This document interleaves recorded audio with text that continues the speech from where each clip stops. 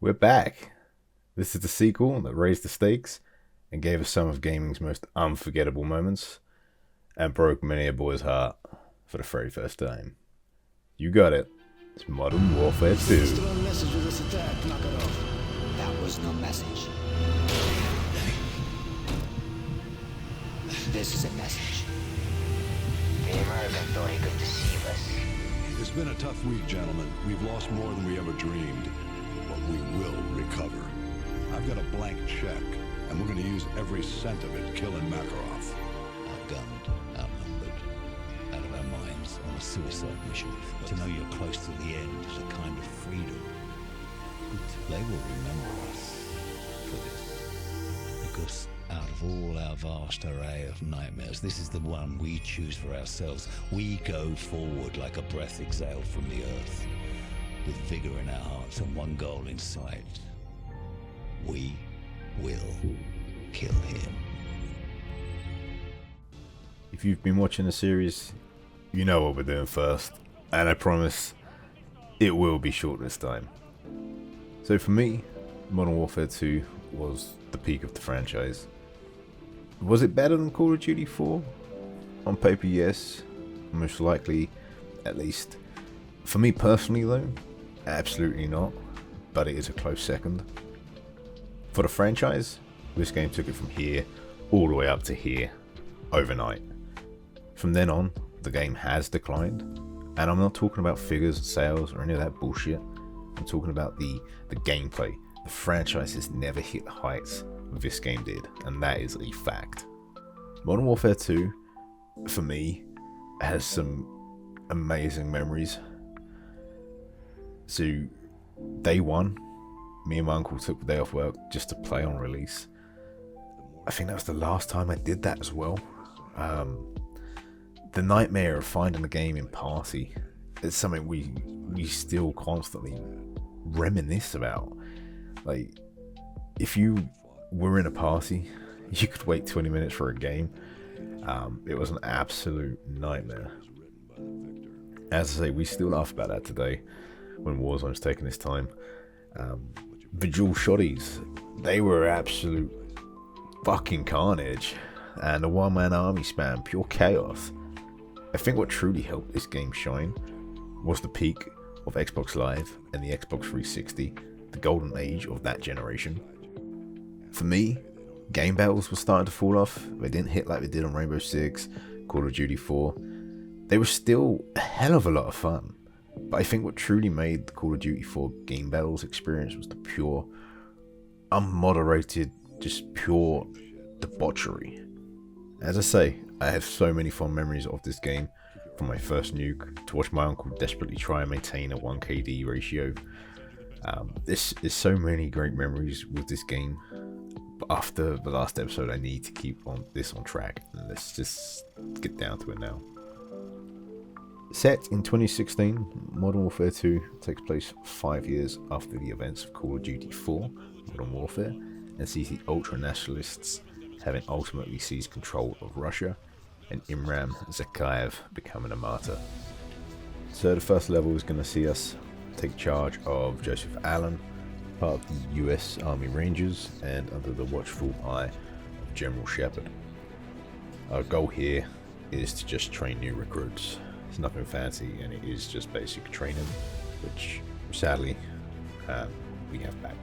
So after completing the basic training, General Shepard was rather impressed with us, and he's going to basically give us promotion. But there's no time to celebrate the promotion. We're going back on the battlefield, leading to an operation to secure a war-torn Afghan town even. The streets are hostile, civilians are in danger, and bullets are flying everywhere. The mission is gritty and intense. We'll be fighting our way through buildings, clearing strongholds, and cornering air support to turn the tide. By the end of this, Private Allen is going to prove his worth. But little do we know, his next mission will change the course of history forever. Before we get there, we need to switch perspectives, joining Task Force 141 as Sergeant Gary Roach Sanderson, along with the legendary Captain Price, are sent to the frozen mountains of Kazakhstan. The mission is to infiltrate a Russian base and retrieve a stolen ACS module. The mission is unforgettable. You start off by climbing a sheer ice wall, sneaking through a blizzard and taking out guards with icy precision, but when the alarms go off, all hell breaks loose. The escape is pure adrenaline. A snowmobile chase at breakneck speed, dodging gunfire and explosions.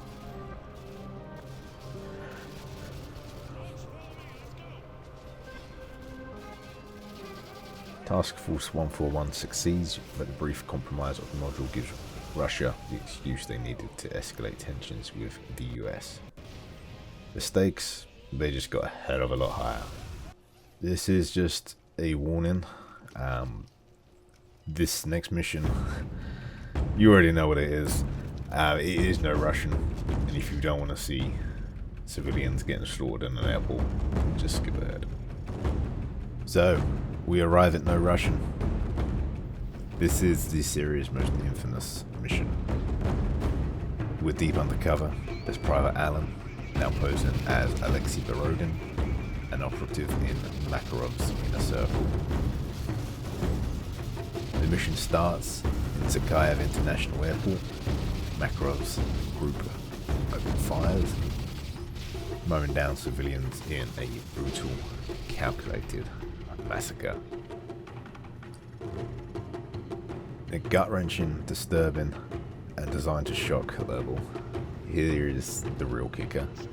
At the end of it all, Makarov turns on you, leaving your body behind as evidence to frame the United States for the attack. This one act of terror plunges the world into chaos, sparking a Russian invasion of America. And Allen, he was nothing more than a sacrificial piece of Shepard's chessboard. So after the airport, we are back with Task Force 141. The team is hunting for leads on Makarov. Their first target is Alejandro Raz, an arms dealer hiding out in the favelas of Rio de Janeiro. The mission itself is a chaotic, high-stakes chase through the tight alleyways and rooftops of Rio. Every turn feels like an ambush. Every step is a fight for survival. After a grueling pursuit, you capture Raz, who reveals a critical detail. Makarov is paranoid. He only trusts his safe houses. This is the first real glimpse into Makarov's psyche, and it sets the stage for a global game of cat and mouse.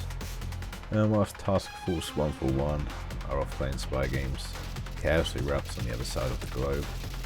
Russia launches a surprise invasion of the US, and you're back in the boots of Private Ramirez, defending a small suburban town from waves of Russian forces. For me personally, I didn't really enjoy this mission. I can imagine it hits quite hard if you are an American. It's not just another far-off battlefield in the Middle East. It's your own backyard. It's under siege. From clearing the fast food joints to command posts to calling predator drones. It is a case of every second is a fight for survival. But I imagine what they were trying to do with this mission didn't really sort of hit home with most. It would have only hit home with the Americans, if that makes any sense. So we're back in Rio de Janeiro now with Task Force 141. We're in deep trouble. Raz Milita has surrounded the team, and every step is met with gunfire and explosions. The mission is frantic, fighting through rooftops, tight alleyways, and finally a last-minute helicopter extraction that feels like a miracle. The mission isn't just about survival, it's a reminder that Makarov's network is vast, and taking him down won't be easy. Briefly, I just want to take a moment to just have a real chat. I've really enjoyed going through this game, visiting some of these places that we only sort of went to again in Warzone.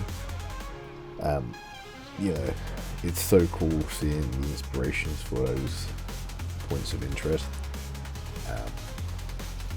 And I mentioned this during the World at War playthrough, but the graphics, I feel like the World at War graphics were a lot better than the Modern Warfare 2 graphics this week when I played through both. I don't recall that being the case at the time, but I may be wrong. But yeah, I just wanted to take a moment to appreciate that, point out my views on the graphics. Talking of points of interest, we're visiting the Gulag now. This will see Task Force 141 performing a rescue mission, storming a Russian prison to rescue a high-value prisoner. Team fights through heavily guarded corridors, all leading to heart-stopping reveal of prisoner 627. With Captain Price back in the fold, he brings battle-hardened leader, his tactical genius, and we're about to see a man who's willing to make some bold moves to stop Makarov. With Price back in action, the team infiltrates the Russian base in Serbia, but Price doesn't just want to stop Makarov, he wants to flip the entire chessboard. In a move that only Price could pull off, he launches a nuclear missile, but instead of targeting a city, it detonates in the atmosphere, creating an EMP that disables all electronics over Washington DC. It's a bold, risky move, but it buys the US precious time to regroup. Price just turned the whole game around. So missions 10, 11 and 12 are basically just a fight for DC. They do kind of blend into one. So we're back in Washington, the city is in ruins, and as Ramirez, we're fighting through smoke-filled streets, retaking key locations, and eventually assaulting the White House itself. The missions are desperate, chaotic, and relentless, but when you finally light the flares to signal victory, it's a moment of hope amidst the carnage. I kind of like these missions. I found them a little bit frustrating, the lack of light, but you know, I'm guessing that's how it would be in an EMP. Although I do have one question: if there was an EMP, how would they still have fucking planes and shit flying over? I don't know. So, Loose Ends is probably every boy's first true heartbreak. That first betrayal. It's the biggest gut punch in the campaign. Task Force 141 tracks down Makarov's safe house, fighting through waves of enemies to retrieve crucial intel. Just when you think the mission is a success, Shepard appears and he betrays us. Roach is executed and Ghost is executed. We're then burned and the intel is burned. It's devastating. It's the moment that Shepard reveals himself as the true villain of the game, willing to sacrifice anyone just to secure his legacy. Mission 14, the enemy of my enemy, surviving the chaos. Price and Soap are now fugitives, finding themselves in a deadly standoff between Shepard's forces and Makarov's men. The mission is pure chaos, bullets flying, alliances crumbling, and every second feeling like borrowed time. You just need to get across the airport, or the airstrip, airfield, whatever you want to call it, and Nikolai will be there to help you escape. This one you can just purely run through. You may need to kill the odd enemy, but they're so busy fighting each other, most of them just going to ignore you. So, after barely escaping, the war isn't over, not by a long shot. So, with the finale on the horizon, it is going to be a relentless pursuit of Shepard. Price and Soap infiltrate his base, take out his guards, and finally chase him down in a high-speed river pursuit. After a brutal crash, Soap confronts Shepard on a one-on-one, delivering the killing blow with a knife to the chest. It's raw, it's gritty, it's personal, it's literally in your face, and it's the perfect end to a campaign full of betrayal and sacrifice. As Nikolai extracts the survivors, the war with Makarov looms on the horizon, but for now, the traitor is dead, and Task Force 141 lives to fight another day. And that, my friends, is the campaign of Modern Warfare 2 completed. It's a story of loyalty, betrayal, and the cost of war. It's explosive, emotional, and unforgettable. Even now, it stands as a benchmark for how to craft a truly legendary gaming experience. What's your favourite moment from this masterpiece? Let me know, and until next time, stay frosty.